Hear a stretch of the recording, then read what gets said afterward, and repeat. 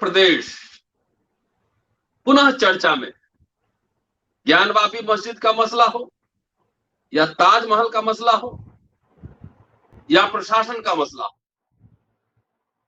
अभी उत्तर प्रदेश के डीजीपी साहब का तबादला किया गया है। डीजीपी मेन जो होते हैं वहां से हटाकर उनको सिविल डिफेंस का डीजीपी बनाया गया है। और तबादला तो होते रहते हैं, लेकिन जिस तरीके से उनका तबादला हुआ है और मुख्यमंत्री साहब की जो टिप्पणी है, शायद किसी डीजीपी के तबादले में भारत के इतिहास में ये पहला होगा। बहुत ही इस तरह की टिप्पणी है जब एसपी साहब जब दरोगा की का ट्रांसफर करते हैं, उस तरह की टिप्पणी है। दोस्तों, रतन लाल बोल रहा हूँ, काम की बात में आपका स्वागत है और पेश है अम्बेडकर नामा।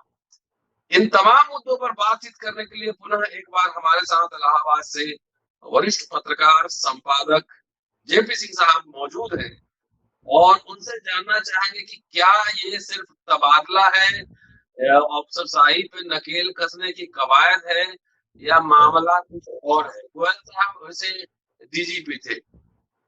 सर, स्वागत है। जी नमस्कार। नमस्कार सर। क्या मामला है? खाली ट्रांसफर है और अफसरशाही पे नकेल है, भ्रष्टाचार मुद्दा है या खेला कुछ और है? देखिए, जो खेल है वो तो मैं अभी आपको बताऊंगा, लेकिन सबसे पहले ये समझिए कि अगर पुलिस कप्तान दरोगाओं का ट्रांसफर करता है, डीएसपी का ट्रांसफर करता है या ये होता है, तो लिखत पढ़त में जनहित में जो है ट्रांसफर किया जाता है। उसके जी। पीछे जो भी हो, कहा जाता है जनहित में इनको यहाँ से यहाँ ट्रांसफर कर दिया जाए। हम्म। ये उत्तर प्रदेश में पहली बार मेरे मतलब जहां तक मेरे संज्ञान में है या जो मुझे याद आ रहा है या मेरी स्मरण शक्ति में है, हो सकता है पहले भी हुआ हो, लेकिन हमारे संज्ञान में आज की तारीख में अभी नहीं है। लिखित में जो आदेश किया गया है, पहले मैं उसको आपको पढ़ के सुना देता हूँ। जी। डीजीपी मुकुल गोयल को शासकीय कार्यों की अवहेलना करने, विभागीय कार्यों में रुचि न लेने और अकर्मण्यता के चलते डीजीपी पद से मुक्त करते हुए डीजी नागरिक सुरक्षा के पद पर भेजा जा रहा है। यानी यानी डीजीपी सरकार के कामों की अनदेखी कर रहे थे, अपने विभाग के कामों में दिलचस्पी नहीं ले रहे थे और अकर्मण्य थे। आसान भाषा में कहें तो निकम्मे थे, निकम्मे। पूरे जी। सोशल मीडिया में भरा हुआ है कि सरकार ने निकम्मा लिखित पढ़त में घोषित करके डीजीपी मुकुल गोयल को हटा दिया। अब अगर किसी इतने ऊंचे अधिकारी को, जो लगभग 11 महीने से उत्तर प्रदेश में था, और निकम्मा कहा गया, लिखत पढ़त में निकम्मा अकर्मण्य कहा गया, अकर्मण्य का दूसरे को जो है सरल भाषा में निकम्मा ही कहा जा सकता है। जी। हो सकता है कि निकम्मा असंसदीय हो, अकर्मण्य संसदीय है, लेकिन अर्थ दोनों का अर्थ और भावार्थ एक ही है। जी। अब आप ये बताइए कि जो आदमी 11 महीने से, मतलब चुनाव के पहले से और चुनाव के बाद अभी तक आपका डीजीपी रहा, जी। और वो केंद्र द्वारा जो है आपके ऊपर आरोपित किया गया था, केंद्र माने अमित शाह, गृह मंत्री, प्रधानमंत्री नरेंद्र मोदी द्वारा, कि साहब उत्तर प्रदेश की कानून व्यवस्था ये संभालेंगे, इसके पहले जो है नहीं संभल रही थी। और इन्हीं को नहीं, चीफ सेक्रेटरी भी जो है दिल्ली से प्लांट किया गया, दुर्गा शंकर मिश्रा, और उनका भी रिटायरमेंट होने वाला था, उनको एक्सटेंशन दे दिया गया, वो अभी हैं। लेकिन मैं जहां तक समझ रहा हूं कि अभी इसके बाद डीजीपी उनका आपके चीफ सेक्रेटरी साहब का ही नंबर है। आप ये बताइए, उत्तर प्रदेश जैसे बड़े राज्य में अगर केंद्र से निकम्मा अधिकारी पोस्ट किया जाता है, तो इसका अर्थ क्या हुआ?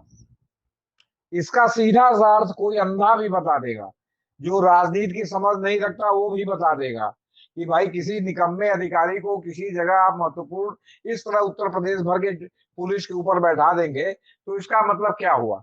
इसका मतलब ये हुआ कि पूरे प्रदेश की पुलिस मशीनरी को अगर वो पुलिस विभाग में बैठाया गया है, चीफ सेक्रेटरी अगर बैठाया गया है, तो पूरे उत्तर प्रदेश के प्रशासनिक मशीनरी को ले करके बैठने के लिए जो है उसको बैठाया गया है, और इसलिए बैठाया गया है ताकि जो उसकी असफलता हो वो सरकार के माथे पे चश्मा हो जाए, वो योगी जी के माथे पर चश्मा हो जाए। आप लोग अच्छी तरह से जानते हैं, हमारे श्रोता भी अच्छी तरह से जानते हैं जो देख रहे हैं वो भी अच्छी तरह से जानते हैं, जो राजनीति के अध्येता हैं वो भी अच्छी तरह से जानते हैं, जो सोशल एक्टिविस्ट हैं, जो आपके पत्रकार हैं, सब जानते हैं कि योगी जी और मोदी जी में चुनाव के पहले आपके मई जून 2021 से ही काफी तनाव चल रहा था। पहले हुआ कि योगी जी की जगह जो है शर्मा जी बना दिए जाएंगे, AK शर्मा साहब, और जो है योगी जी जो है, या योगी जी के मंत्रिमंडल में डिप्टी चीफ मिनिस्टर बना दिए जाएंगे, गृह मंत्रालय उनको दे दिया जाएगा। अब उसमें RSS का हस्तक्षेप हुआ, क्या हुआ, ये सब पुरानी बातें हो गई। तब से ये लड़ाई चल रही है।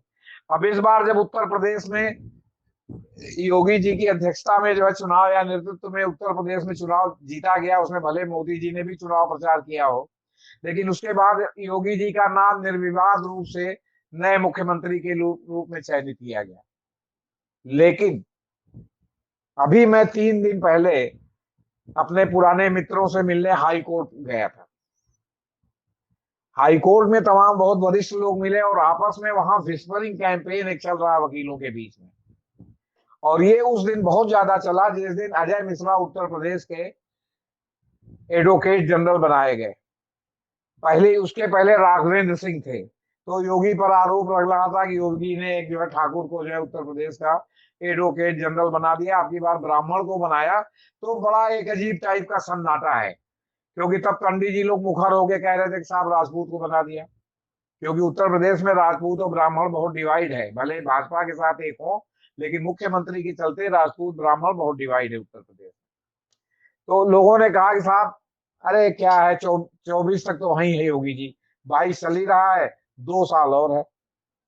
अब हमारे कान खड़े हो गए कि भाई 24 तक ये क्या मामला। तो विस्परिंग ये चला कि साहब वो जो ये तो AK शर्मा साहब, जो इसके पहले भी जो उत्तर प्रदेश में 2021 से प्लांट किया था मोदी जी ने, वही मुख्यमंत्री बनेंगे। योगी जी तो स्टाफ गए मैनेजमेंट के रूप में 2024 तक है। अब ये विस्परिंग कैंपेन हाई कोर्ट के मतलब आपके वकीलों के लेवल पर, वरिष्ठ वकीलों के लेवल पर ये साय फूस में चल रहा है। काफी हाउस में भी जाइए तो ये चल रहा है, इलाहाबाद प्रयागराज के।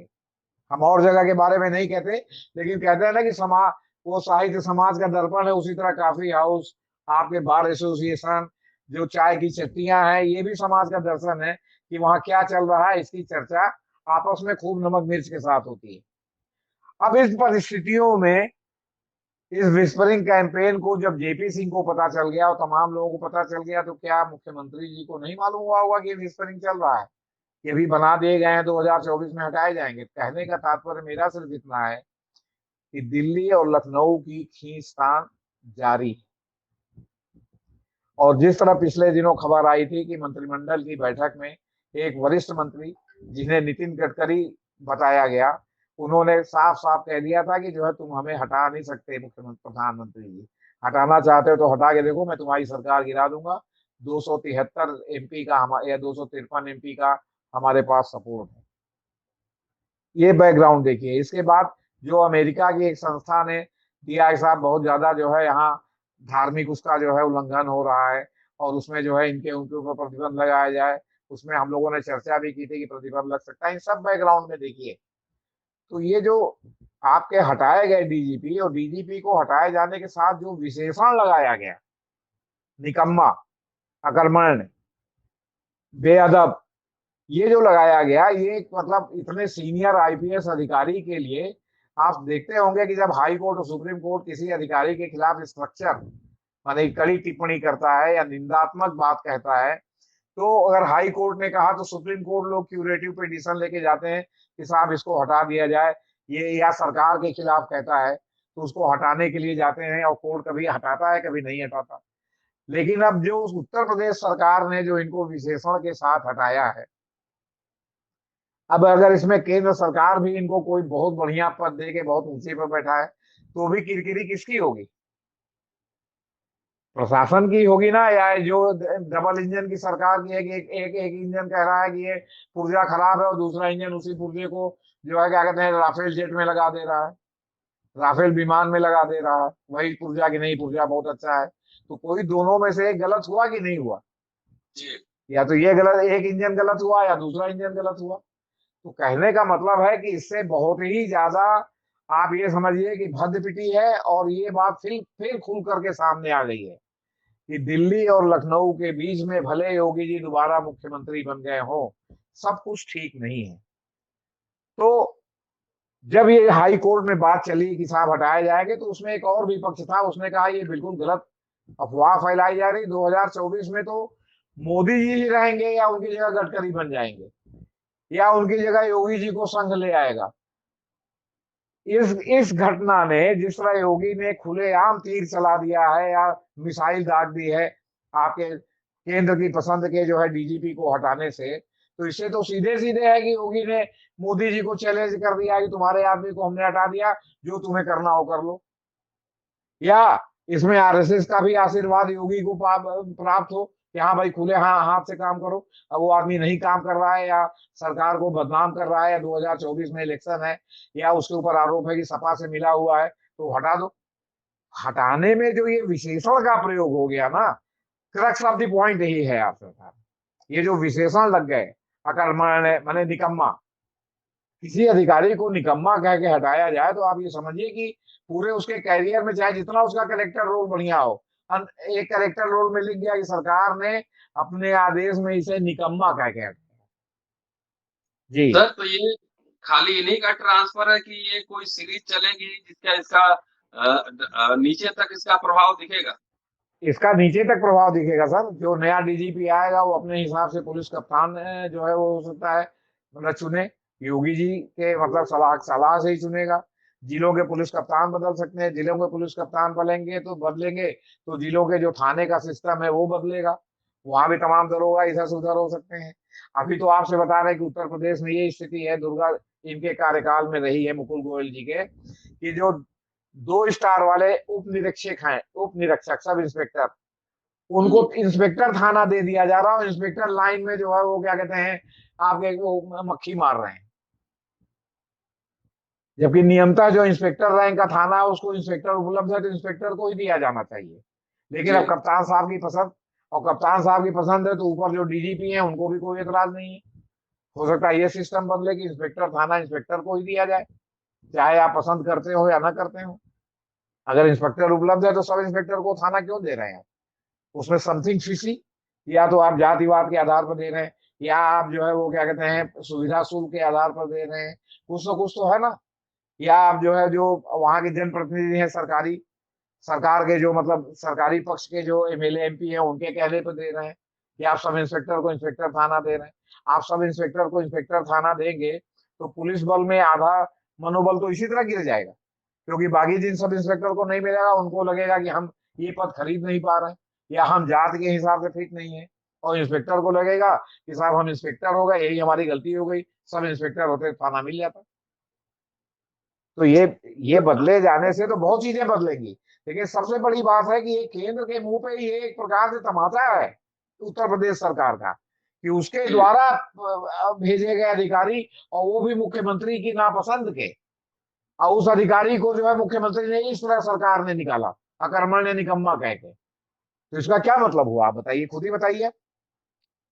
सर, अभी कई ऐसी घटनाएं आई हैं जिसमें पुलिस खुद संलग्न रही।